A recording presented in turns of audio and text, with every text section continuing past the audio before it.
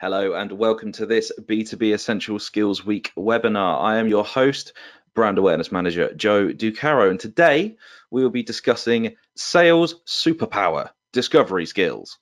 Do you find it a challenge to get all of the information you need from prospects up front? Just about every sales book preaches the importance of uncovering pain points and challenges during discovery, but how does quickly understanding where you can add value affect how opportunities progress and the speed that they reach a sale? Discovery and how to master it is a key skill to have in your arsenal. So, joining me to discuss discovery techniques and more is a panel of sales superheroes. We have Alison Edgar, MBE, author of Smash It, The Art of Getting What You Want, and Chief Smasher at Smash It Training. Hello, Alison.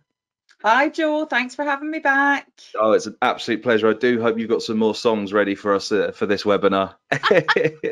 Always the songs, Joel. Always the songs. Fantastic. Excellent stuff. We have Harpal Chimo, who's Channel Account Director at Red Store. Hello, Harpal. Hi, Joe. How are you? You well? Thanks for having me on the webinar today. It's my absolute pleasure. All the better for speaking to all of you guys. And finally, last but not least, we have Mason Mull, who is Head of Mid-Market SDR for Lead Forensics. Hello, Mason. Hello. Good afternoon, good morning, wherever you are. Lovely to be here.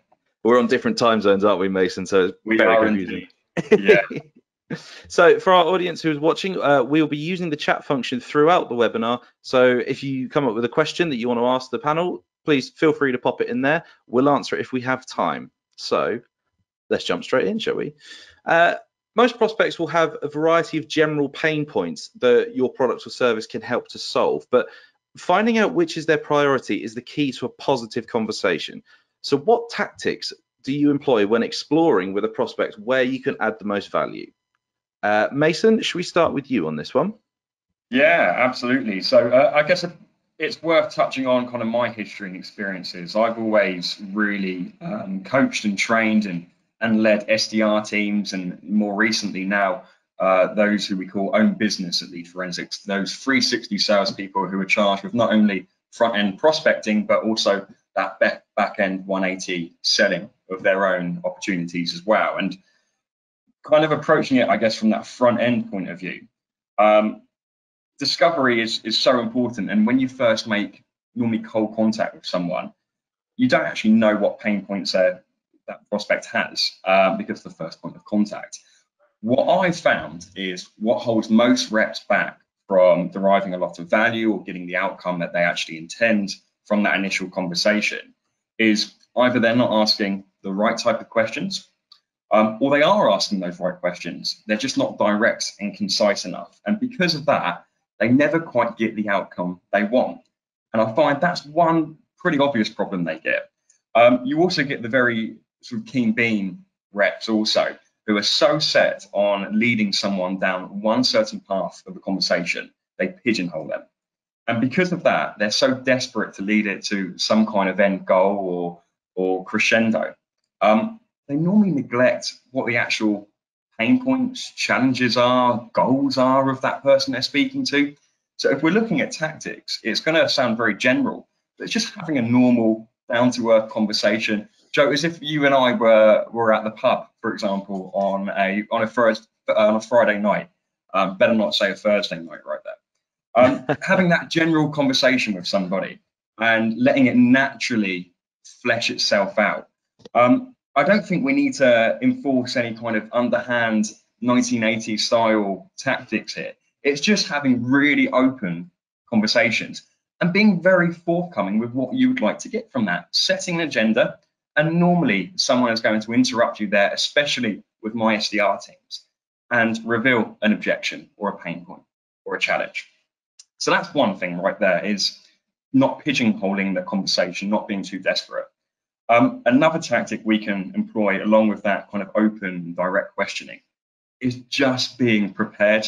The amount of reps who I've spoken to over the years, and they're not prepared, they're not organized, when ultimately we're, as sales professionals, we're having very similar conversations every day. And if we're not reviewing and reflecting on those and using those as a bit of future proofing and planning for the future, it doesn't matter what tactics you deploy, in my opinion, you're never going to squeeze the most out of that conversation. So I apologize that that's a very general answer for yourself, but it's all about just asking for what you want in a very direct and open way, and being prepared to have those conversations initially as well, from my experience. Please don't apologise for that answer, Mason. That was extremely comprehensive. Yeah. So basically, do your homework and use these. Make sure you're listening, I guess. Yeah, you could say to a lot of people, use what's in the middle of your head, I think, and they would just stare at you blankly. It's all about using your ears, listening, and being in that moment rather than just on that moment as well.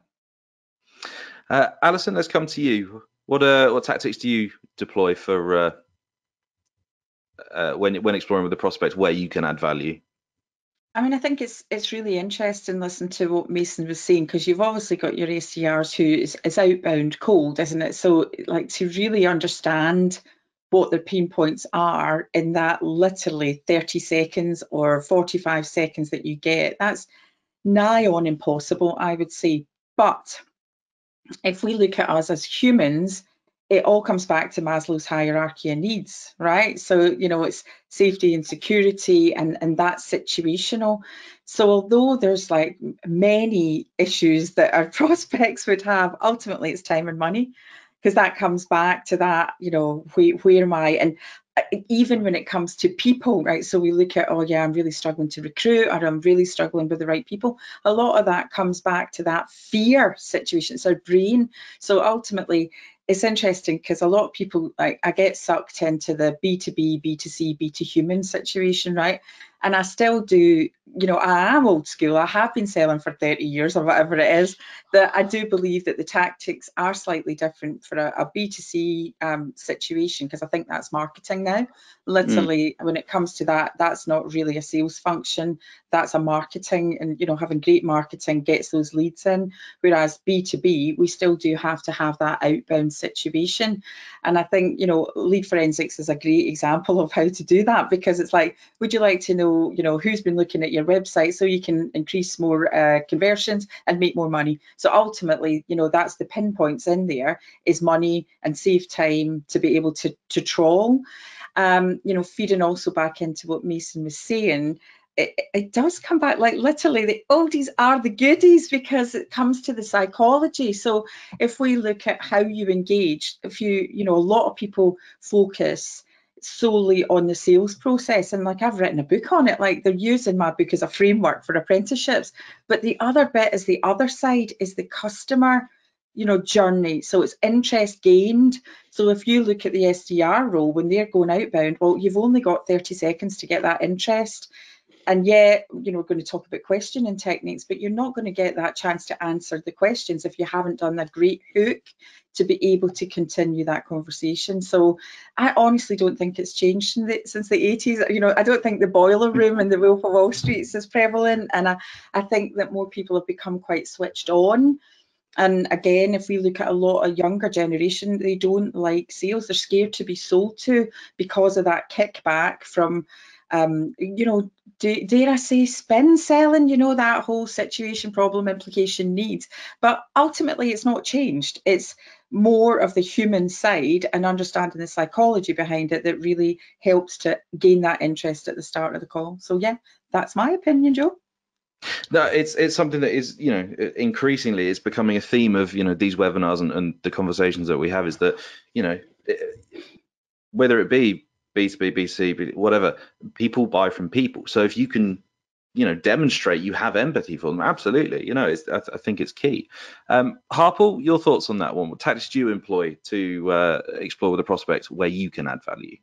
So yeah, I wouldn't say I've got any secret or special formula, so to say. I think definitely I resonate with what Mason's saying. For me, my methodology is all about really understanding and by questioning. The questions can vary, of course, that they're relevant to the service that's being proposed, but I think the key is all around just being open questionings, listening to more than I'm talking, asking following up questions based on the answers, and really leading the conversation down a path that I'm control of. We've got a saying in our office, it's called leading the dance. You know, and our job is really just to make sure that we're asking the questions that are relevant and going down the path that we're in control of.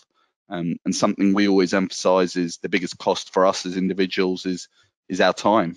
So, the importance of being direct as possible to understand if the customer has a problem, how much time, how much money is that problem costing, who's that impacting, and how is that impacting them, their team, their business, and if it is a problem, how long has it been a problem? Because someone's telling me it's a problem for 2 years, then it's not a problem anymore, right? It's not something that requires an immediate resolution. And yeah, I'm a big believer in listening more than talking. I did say that to my son, my 7-year-old son. You've got 2 ears and one mouth, but he went back and said, "But my mouth is bigger than my ear, Daddy," and I didn't have anything to say back to that. So stumped me on that one. But for me, the key is important is having questions, being prepared with your questions, and being open, having open questions rather than yes or no all the time, and making sure that those questions are leading towards your next action, so to say.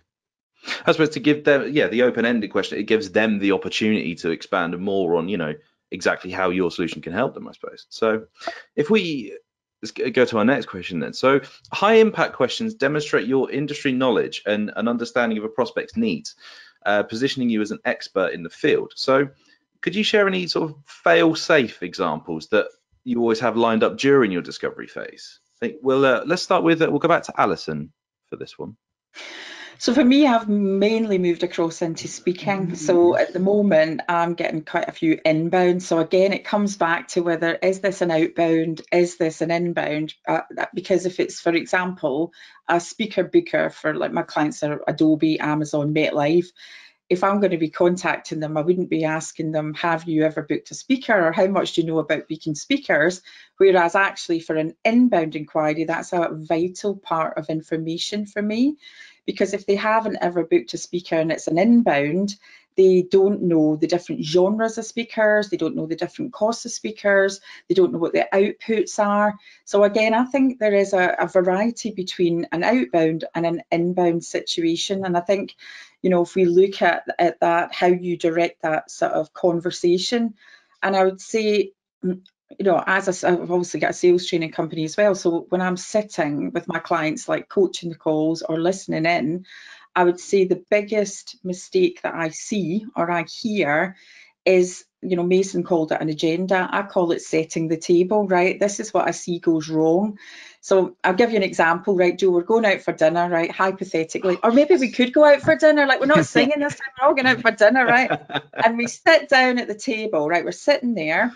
And we're all having the same food, right? We're all having the same meal. And there's a little fork and a big fork, a little knife and a big knife, and there's a fork and a spoon at the top. How many course dinner are we having, Joe? I would estimate roughly 3. I would say definitely 3, because you've got that there. And I think this comes back that if you're having a 3-course meal, you're not going to be having a buffet. What's going on? We all know we're having a dinner. And that's the problem, that I've seen so many people that fire into great open questions, but the customer has no idea what the hell is going on. And then, you can't direct, you can't lead the dance if they don't even want to dance. They're not even on the dance, and you're trying to get them to dance, and like, I don't do dancing. So I would say that before, again, oldies the goodies, the killer question, how much do you know about booking a speaker? And if that's going to go flow chart. So to me, it's always think like the flow chart. I either know nothing, or I know loads, or I know a little bit. And that's where you can only then direct. If they know loads, you're not really educating them in that. You're finding out what prompted you to contact me, which speakers have you used before, which ones did you think were amazing, which ones were not so great, what were the things that made them amazing, what were the things that made them not so great, what level of energy of a speaker are you looking for?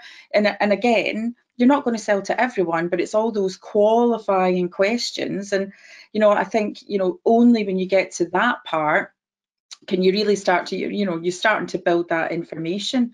What sort of budget do you normally deal with your speakers? And if they say 200 quid and I'm charging 6 grand, what's your budget? What's your flexibility to bring that up? Nothing, it's signed off in a PO. Don't sell to everyone, don't undervalue what you do. So to me, that's the oldies are the goodies, Joe. It's not changed. We might be a bit younger as salespeople, but the techniques are exactly the same. And honestly, when I wrote the second book, Smash It, it's not just sales, it's life. Life, the key to life is brilliant open questions, because ultimately, you know, that having those relationships and how you smash it and how your happiness level, it all sort of ties in together. It's that people side of things. Absolutely. Again, we're coming back to the human side of things, but I will insist that with our 3 courses, Alison, I will have an after dinner cocktail. So. Well, I mean, that can we have a espresso martini, Joe? That was a close question, but I was going for the sale there, going for the close. Harper, let's come back to you. Any fail-safe examples you always have lined up during the discovery phase?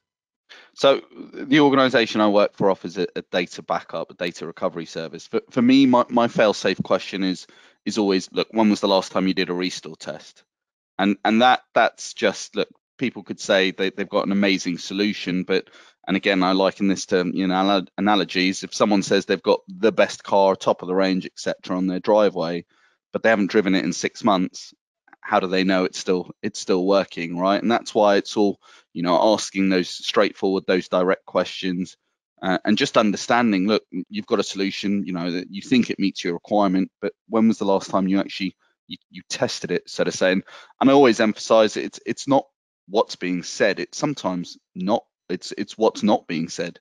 You know, if someone can reply and they've got confidence in their reply, yeah, I did a, you know, restore test, took me 3 hours, it was, you know, straightforward, I encountered troubles, you know, I was able to contact support to assist. You can clearly see they've got confidence in what they're using, but if they can't answer the questions, if they're unable to articulate, you know, their answers, so to say, there's potential, you know, opportunity to ask more open questions there and understand their challenges in more detail. And yeah, just to, you know, pick up on what Alison said, I think it's a natural human trait. People don't like being sold to. So it's important, you know, not to go in with a pitch, so to say. But it's also important to be direct as possible and to save your time, you know, so at least you've got, you know, a route to go down, you know, the questions that you want to ask. And but saying that as well, you want to demonstrate a level of empathy and understand your position. I want to, you know, get to know you and your challenges a bit more, and asking relevant questions that are relevant to them and their challenges. Yeah, no, that's fantastic, Harper. Thank you very much for your input on that one. Mason, we'll finish up this question coming down to you. Fail-safe examples you always have lined up during your discovery phase. Yeah, thank you. So yeah, I would absolutely echo what Harper and Alison have said there. And also, Joe, it sounds like you've got a good Friday night planned. We're going to the pub, you're going for a banquet with Alison, and then we're all going dancing together. So Harper's leading the dancing. Yeah, exactly that. That's good because I can't dance. But yeah, I think in terms of high impact questions, it's worth noting that the most effective high impact questions occur when already there is a level of interest gauged from the prospect in what you're speaking about. There has to be a degree of buy-in for it to really hit home. So of course, in those early discovery processes within the sales cycle, that can be a little bit daunting for any representative, understandably. So it's all about acting familiar with expertise, acting knowledgeable. If I was to frame the kind of acting like an industry expert in terms of what I do here, if we look at the industry of manufacturing, you've got manufacturing there. Within manufacturing, there is 100,000 different subsections of manufacturing. For me to act like an expert in textile manufacturing when I'm not, could easily make me appear a bit of a fraud and illegitimate. So what we can do there is, especially in those prospecting roles and the SDR roles, and I'm going to refer back to them quite a bit, is almost put forward several common challenges that we found others in their industry are facing. So what we're doing by that is we're covering a broad array of different challenges. And as an SDR, I would get them to follow up those 3 challenges, as you're probably going to say that none of those apply to yourself, and almost seem a little bit humble by that. With regards to lead forensics, though, like a fail-safe question for us, especially when we're speaking to marketing type roles and decision makers, is always, what are you doing to drive traffic to your website? What are you doing to gauge interest in your brand, to create awareness? Because what we're doing by asking that question is, one, we're giving ourselves a lot of thinking time, because naturally who you're asking it to if they're going to give you a coherent, articulate response, it's not going to come within the first couple of seconds. They're going to think about it, and it's going to be a more thought-provoking two-way conversation. Also with that, whatever answer you get, the reality is that you are going to be generating brand interest. You are going to be driving traffic to your website. You are going to be doing something in some capacity to grow your business. And if you're not, well, arguably you're stealing a living somewhat, without being too crude. So what that allows my team to do is then build a great deal of value on that and actually have quite a deep understanding of what they've said in return. Fail-safe questions, I suppose, going on more of a sales front, we just take a spin of that. What are you doing to drive traffic? We ask, where are you getting your leads from right now? I think it's a very exhaustive question. What are you doing to generate new business? It's a very exhaustive question that's been asked for all time. And Alison, I'm not saying, oh, these aren't the goodies there. They absolutely are. It's putting just a different twist on that. So in terms of cold calling, you stand out from the other 10 people who've cold called that prospect in a day and have probably been hung up on and got the same objection over and over again. So what can we do to stand out there? Of course, it's hard to ask those really FU type questions early on in that discovery process. But what I have seen is those reps who can execute that with a great deal of precision and a great deal of confidence. It's like we're taught from a very young age, if we're asked a question, we should answer that question. And they do get a very good answer in return from that. Thank you very much, Mason. That was, again, fully comprehensive answer. You've nothing to worry about on that one. Okay, so are there any shortcuts then? So what have you found to be the most efficient ways to understand whether or not there is a fit with a prospect? We'll go Harper, we'll start with you on that one. Yeah, so I was thinking about this question. I was thinking to myself, you know, is there any shortcuts? You know, I don't believe in shortcuts, but I suppose for me, it's how quick they're saying yes. You know, the more yeses I'm getting, the more likely there's going to be a fit. You know, have you got 30 minutes to jump on a demo next week? You know, from what you've seen from the demo, would you like me to provide investments? You know, assuming investments are within the budget, is there an appetite to explore a trial? You know, it's not rocket science, but sometimes I think you have to ask for the sale when you go for the close. You know, you've seen the service in action, you've got the figures, you've trialed it. What do you need from me with regards to signing off and commence billing from the service? And again, another shortcut. I wouldn't say it's a shortcut, but it's qualifying out really, and that to me is so important because it just saves you so much time. You know, one of my favorite questions is doing nothing an option? You know, can you afford to do nothing? Because if they turn around and said, actually, you know what, it is an option on the table, and sometimes people don't recognize there is a cost associated with doing nothing, because you're either going to continue, you know, spending what you're spending, or actually wasting time doing what you're doing. So, you know, what is the cost associated with doing nothing, and how long can you carry on doing it? And again, you know, being as direct as possible, we're going to cost X. How does that fit within your budget? What is your budget?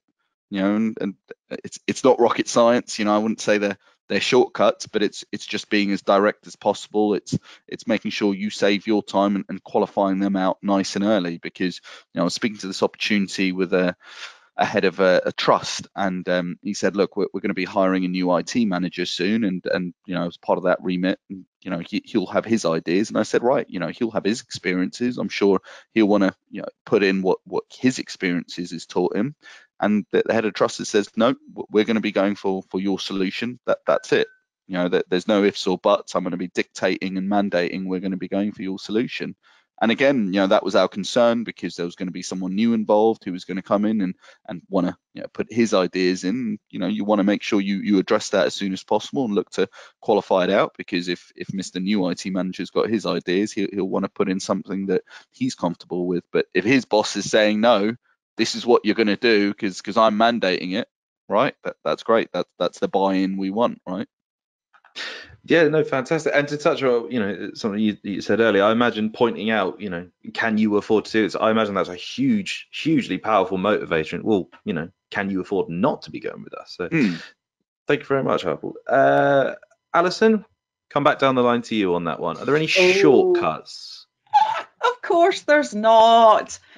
Sales is a process, right? So to me, it's like it's like manufacturing, right? You get your components, they go through the process, and then voila, they'll come out as the finished product, right? And that's the same as sales. Like if you're not following the process, there's one thing for sure, that it will break. So there's not.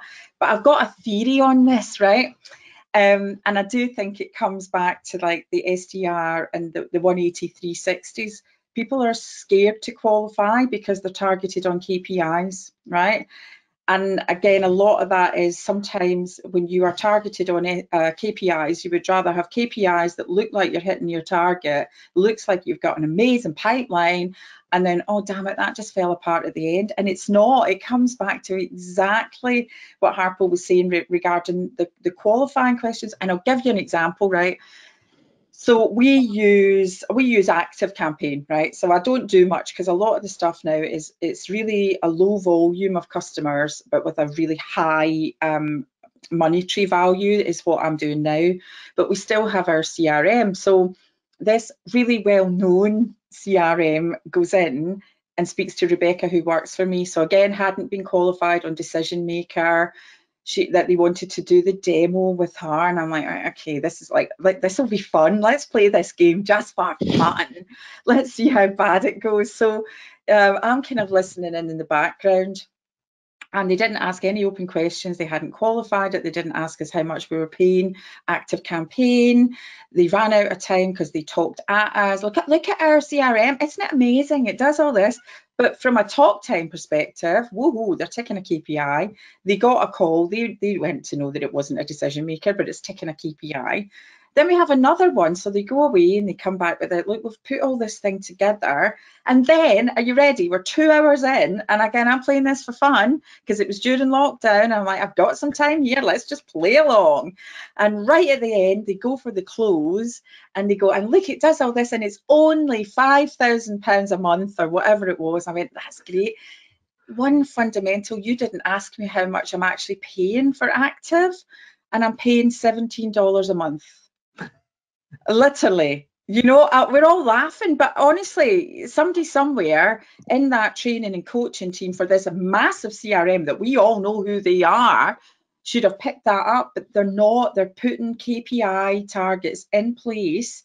And when you're struggling to hit target, again, it comes back to Maslow's. If you're worried about your rent, you're worried about your job, you're concerned, you are taking anything that you can get, and you are not like qualifying people out. And I think that is a fundamental.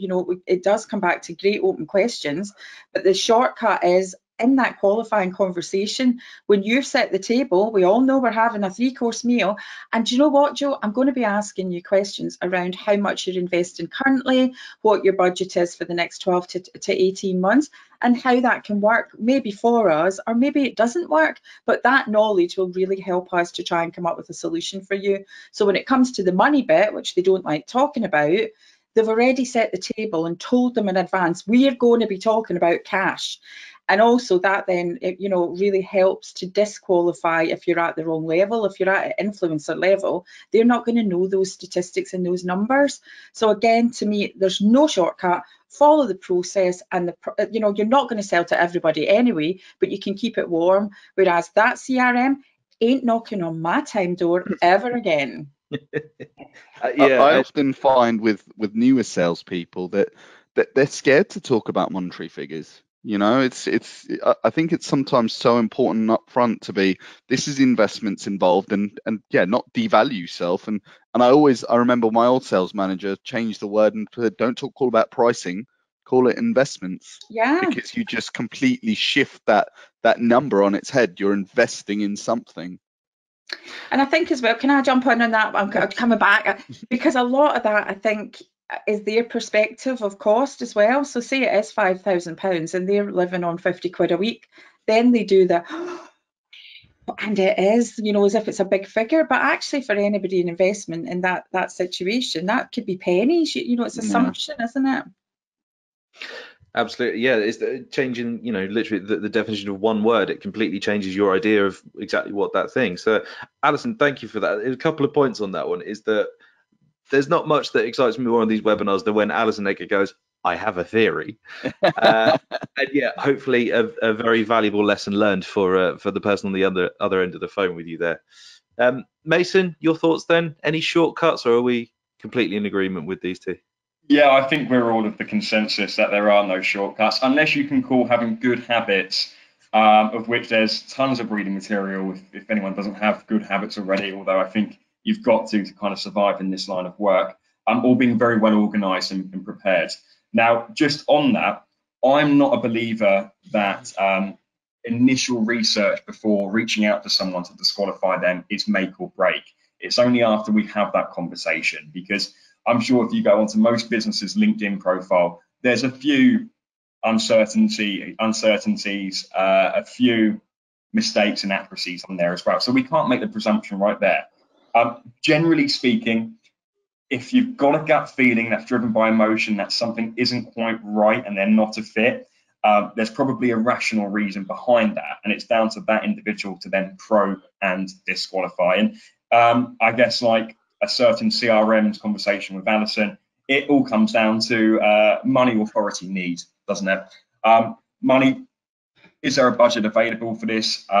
Is the person you're speaking to, do they have the authority to make a decision on this, or do they have the influence on the spheres that do? And is there a need? And that last one is down to the sales or marketing individual to create. Quite frankly, that's never down to the prospect to have an innate need. That's for you to spark that interest. So yeah, no controversial opinion from myself, unfortunately. Completely in agreement there. No, there's no such thing as a shortcut. Just following a very, very well thought out and rational structure. Yeah, I did have a feeling that while I was asking that, I'm not sure there's anything you can do other than doing your homework and making sure you're doing the best you can. Yeah, absolutely. Yeah. So amplifying the prospect's issue shows that you understand what their pain point is and gives you the momentum to come up with the solution.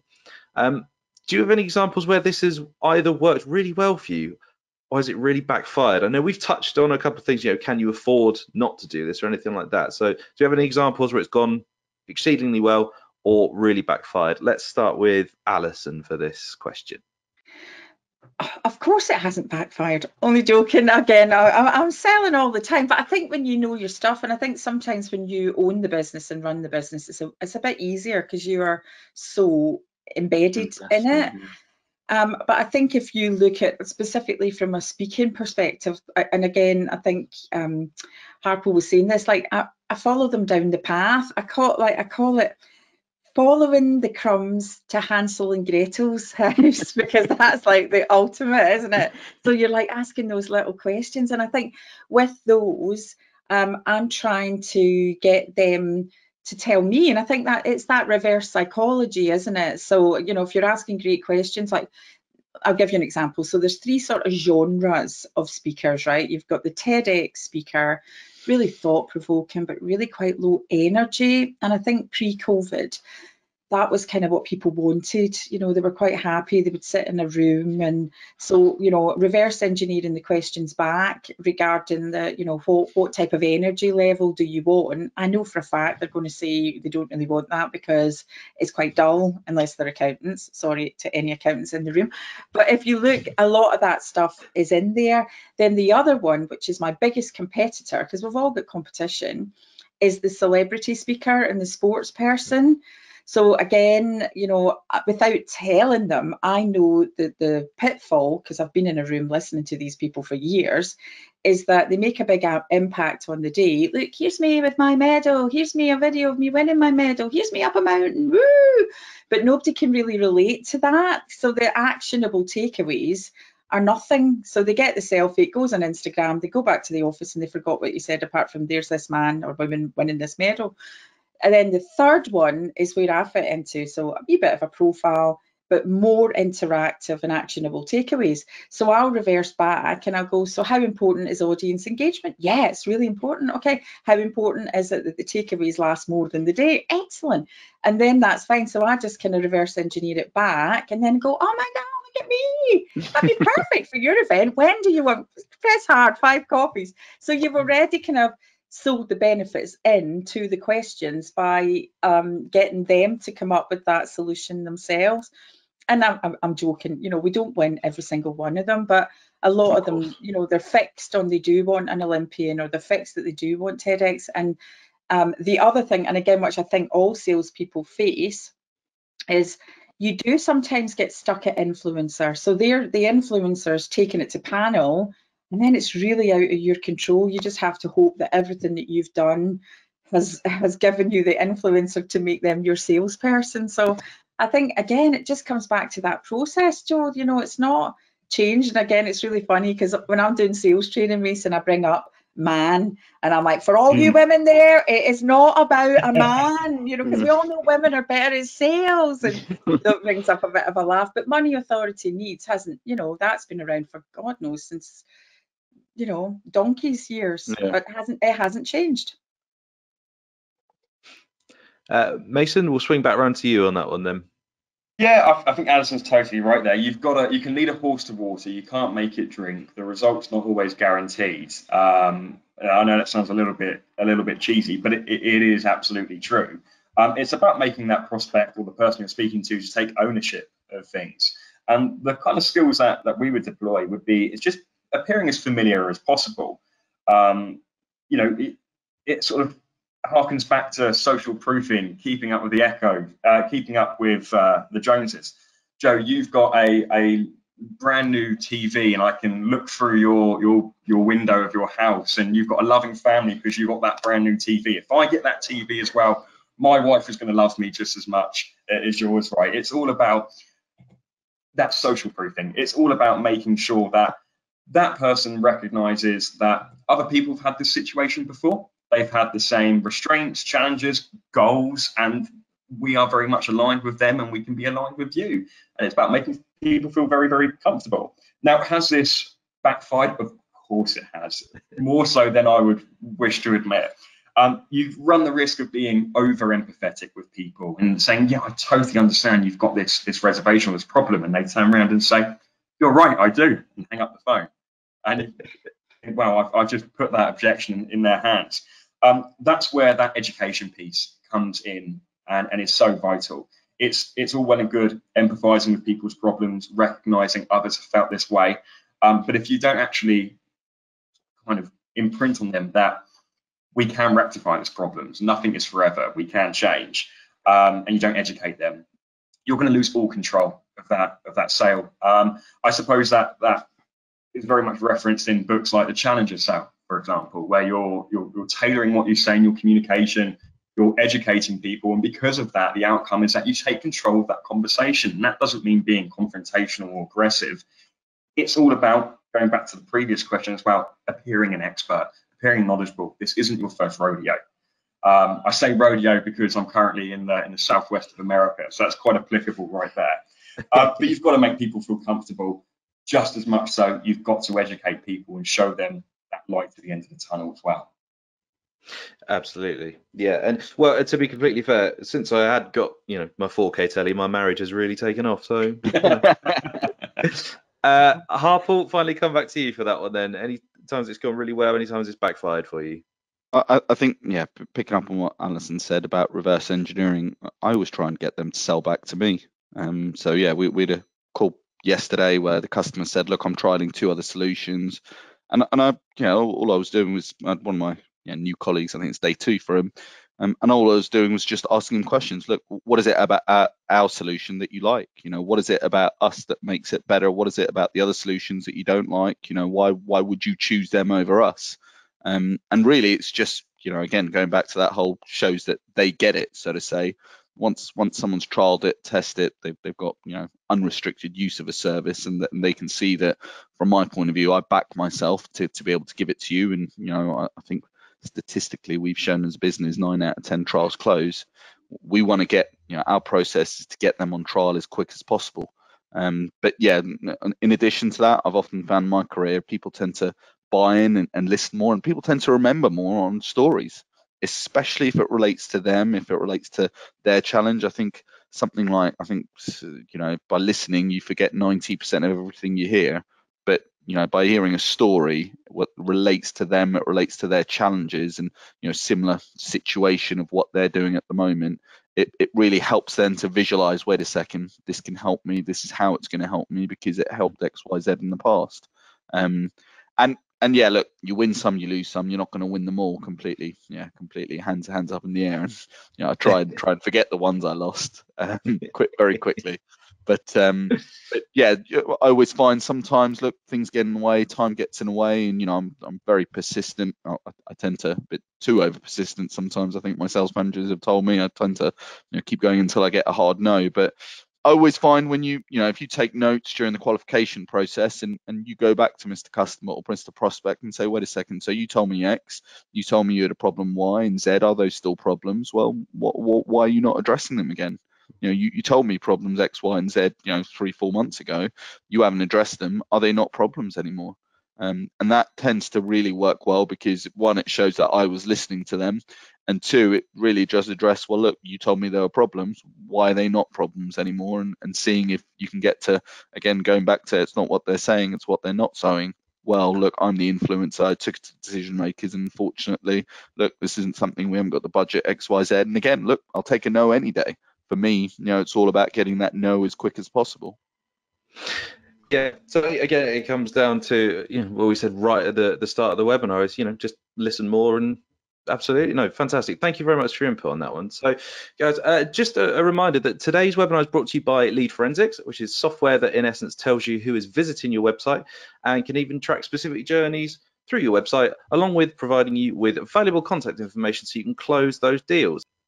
Great. Okay, so guys, one key sentence, one absolute takeaway. Mason, if we can start with you. Yeah, I'll probably echo back to my first point I made at the beginning of this is just ask questions, be direct, be forthcoming, transparent, and honest with what you're looking to achieve. And make sure you do that in a very humanistic and just natural conversational way. Perfect. That's absolutely perfect. Mason, thank you so much for joining us for this webinar. Thank you for having me. Our pleasure. Harpal, one key takeaway, the most important thing, if you can. I don't work for Lead Forensics, all right, but my key takeaway is, guys, I've made and closed deals because of Lead Forensics. I can point to, on my commission sheet, that deal was closed because I saw that company hit Lead Forensics. I went on LinkedIn, contacted the IT manager, and yeah, one thing led to another, and we closed the deal. That's again excellent. I don't work for Lead Forensics. Just to make that very clear, disclaimer. Thanks very much, Harpal. Thank you so much for joining us for this webinar. And to round off then, Alison, hit us with it. I've just learned everywhere you go, take a walking testimonial with you. No, really. One of the things that fits in from what Mason was saying, and I think there are loads of different industry types, manufacturing, retail, whatever, but ultimately know about business. Know about how the business makes money, know about the things that are coming up in the world, energy crisis, how does that affect their business?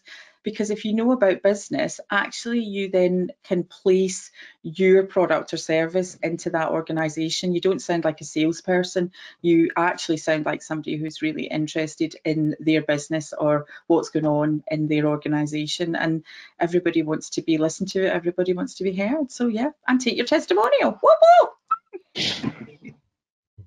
Alison, thank you so much. Guys, this has been really, really lovely. It's been a great chat with lots of valuable takeaways our audience can go away and apply to their businesses. So thank you very much for joining us. We do have another Lead Forensics webinar tomorrow. Same time again tomorrow. Please do come and join us. Thanks so much, guys. Thank you very much. Thanks, Thank Joe. you. Thanks, everyone.